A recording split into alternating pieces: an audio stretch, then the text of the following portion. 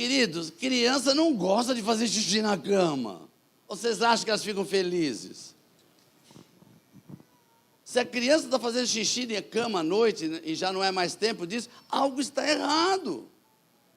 Com certeza é uma insegurança, algum medo que entrou. E aí vai. Nós tivemos um caso da mãe, 7 anos, né, menino? 7, não, era menina. Menino, né? 7 anos fazendo xixi, eu perguntei para a mãe, né? Não sei se foi eu, você que perguntou. E o que você fez? Aí eu bati nele, esfreguei o lençol na cara dele, falei, seu sem vergonha, agora você vai lavar.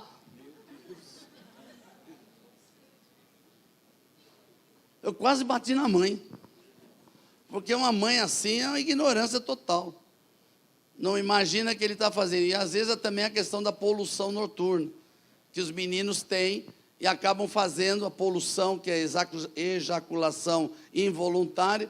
Por quê? Você sabe muito bem que o homem, ele tem uma máquina de fabricar espermas. Mulher não, mulher nasce com todos os óvulos. Não tem óvulo que vai nascer, nasceu todos já. Só que o homem tem o esperma, e às vezes acontece de uma criança ter o excesso na fábrica. E às vezes até já adolescente. Então tem que entender por que está acontecendo aquilo. É algo que está sendo impulsionado por assistir alguma coisa, por estar vendo, ou é uma coisa normal? O que não pode é tomar uma atitude sem saber a origem. Põe a mão no nome de alguém e fala, o que o pastor está falando até agora é que você não tome nenhuma atitude com uma reação da criança sem saber a origem. E muitos desses sintomas que são termômetros, não quero dizer todos, amém?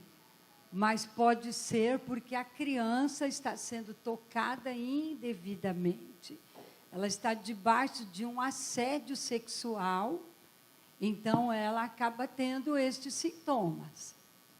Então, é bom observar, se você é professora na escola ou na igreja, converse com o pastor, converse com os pais, para levantar o histórico familiar, porque é quase que comum, as nossas famílias brasileiras, os pais trabalham. O pai sai para trabalhar, a mãe também sai para trabalhar. Com quem ficam as crianças?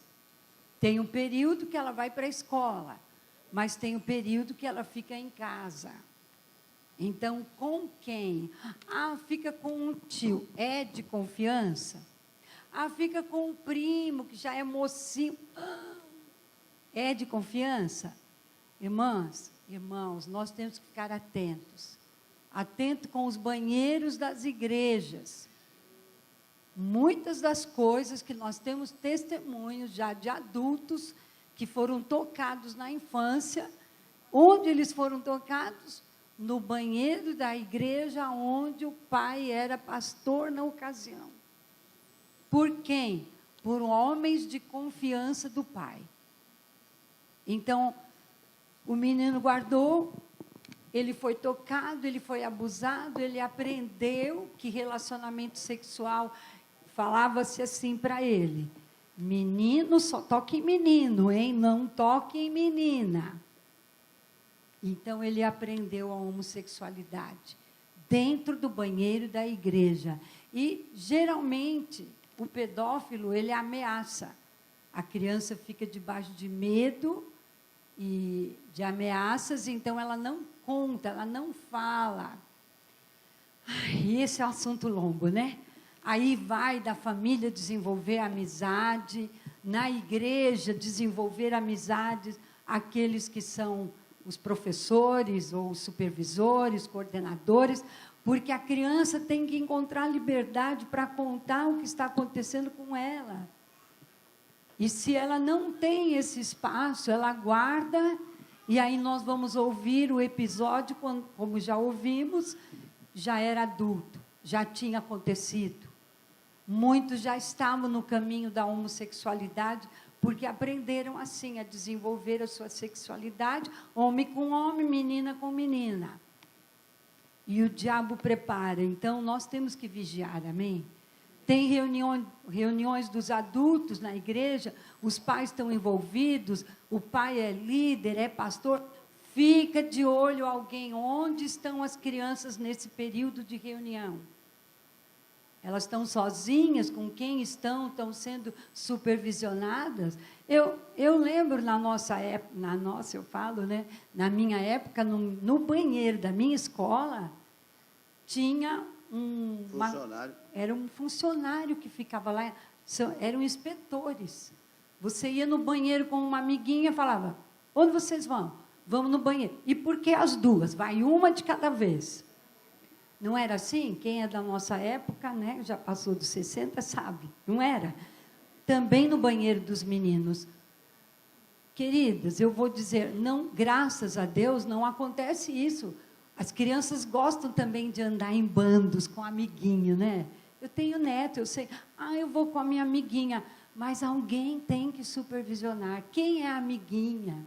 Como é a família? Hoje nós precisamos, o inimigo está trabalhando demais, destruindo uma geração para que ela se torne homossexual e penda para o lesbianismo e os casamentos gays que querem legalizar e assim por diante. Onde começa? É agora? Não, lá na infância.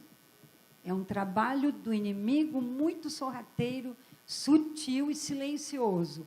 Então, queridos, a igreja tem que ter um espaço, que as crianças saibam que elas são amadas, que ela tem amizade, pode abrir o coração, não pode, talvez, com a mamãe, com o papai, que eles ainda não entendem, não foram ensinados assim, mas a igreja precisa se preparar. Amém?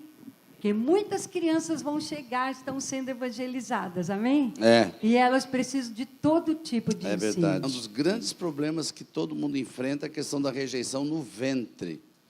Quando a mãe percebe que está grávida, ou a mãe fala que não queria, ou o pai disse que não era o momento, ou os avós falam que você tem que tirar essa criança. Quantas coisas que acontecem, essa rejeição entra na criança, a criança já nasce debaixo de um espírito de rejeição. Essa é a principal causa de grandes problemas, até de endemoniamento. São as rejeições, principalmente a que vem da fase da vida intrauterina. Porque a primeira impressão é que marca. Eu quero que você guarde isso. Porque tem muita mãe que diz assim, não, mas a minha filha, a gente vai, ela está debaixo de rejeição. Não, eu nunca rejeitei minha filha é amada. Mas ela esqueceu que no dia que a notícia veio, ela diz, não estou preparada. Aquilo já marcou. Porque o que marca é a primeira impressão. A primeira impressão é que marca a criança no ventre. Mesmo que no momento seguinte a mãe diz, não, mas tudo bem, eu recebo essa criança e começa a amar a criança. Mas a primeira impressão é que marcou. Essa é um tipo de rejeição mais leve, mas tem a rejeição mais pesada, que é quando a mãe tenta aborto e não faz o aborto e a criança nasce assim mesmo. Essa criança, com certeza, vai ter uma influência forte do espírito de rejeição sobre ela, porque ela veio debaixo de uma tentativa de aborto. Criança adotada, é bênção a adoção, mas toda criança adotada está debaixo de rejeição, porque não são os pais, não importa o tipo de adoção, não vieram do pai e a mãe natural. Por melhor que seja a adoção, uma criança adotada está debaixo de um espírito de rejeição e precisa ser tratado. Amém? Vocês estão me entendendo? Amém. E quando a gente fala de rejeição, eu estou falando das coisas piores. E aí você pega uma série de tipos de rejeições, né? As crianças têm isso, e isso acontece até dentro da igreja. O primeiro eu acabei de falar, que é no ventre. O segundo é por abandono, que é o caso de crianças que são adotadas. Outra, às vezes por causa de sexo. Irmão, até hoje ainda existe mães assim. Eu queria um homem, nasce a minha, sabe que vai nascer uma menina, mas fica insistindo, mas eu queria um homem. Isso tem uma influência forte de rejeição. Até hoje temos esses casos. Através de comparação, irmão, na igreja, nunca faça, eu já vi, cansei de ver, você canta melhor que o outro, você lê melhor que o outro, você não é igual àquele amiguinho, você é mais irrequieto que o outro. Tudo isso é comparação na igreja. E isso está gerando um espírito de rejeição sobre as crianças. Outros tipos, que são a questão da disciplina. O que a psicologia tentou fazer hoje? Tirar a disciplina das crianças. Meu irmão, uma criança sem disciplina nenhuma é uma criança que vai estar debaixo de rejeição. Quando Deus estabeleceu que as crianças precisavam ser disciplinadas, Deus é sábio. Deus sabe o que está fazendo. Nós tivemos um caso de uma menina que a mãe tinha a disciplina perfeita. Mas o dia que ela saiu com a coleguinha dela e foi na casa da coleguinha, a coleguinha era uma que não tinha disciplina nenhuma, aquilo entrou nela e aquele dia, pela primeira vez, aquela menina se rebelou contra a mãe. Pela primeira vez. E a mãe foi falar com ela, perto da outra, e ela começou a chorar. Por que ela chorava? Porque ela não queria obedecer à mãe. E a mãe dizia: filha, mas nós sempre combinamos, sempre no horário, tudo certinho, você nunca desobedeceu. Quando ela começou a chorar, a outra menina, que não tinha disciplina nenhuma, abraçou ela e falou assim: não chore, Ana. Chamava Ana: não chore, Ana. A sua mãe te ama muito. Porque ela está preocupada com você. Porque a minha mãe nem liga onde eu estou, o que eu faço, o que eu não faço. O que ela está mostrando? Que ela não tinha disciplina nenhuma, mas ela sabia que a mãe não amava ela, porque não tinha disciplina. Então, a disciplina que Deus estabeleceu na Bíblia é uma disciplina equilibrada. E uma criança com disciplina equilibrada, ela nunca será rejeitada. Oi? Ela sente-se que está amada. A Bíblia não diz assim que quem não recebe a correção de Deus é bastardo? E quem recebe correção é filho? Então, a correção é para mostrar um amor. Mas, lógico, tem os pais exagerados. Tem os pais que são, pelo amor de Deus. Ou seja, se você dá um castigo, não precisa bater. Tem pai que bate e dá castigo. Quer dizer, dobrou a correção. Ou bate, ou dá castigo. Uma coisa ou outra. E nunca dê um castigo absurdo. Que depois você vai quebrar o castigo no meio. Porque na hora da raiva, a pessoa fala cada coisa. Você vai ficar 1 ano sem televisão. Não tem como. Dali uma semana você já abriu a brecha, já deixou assistir de novo. Então temos que ter equilíbrio nestas questões.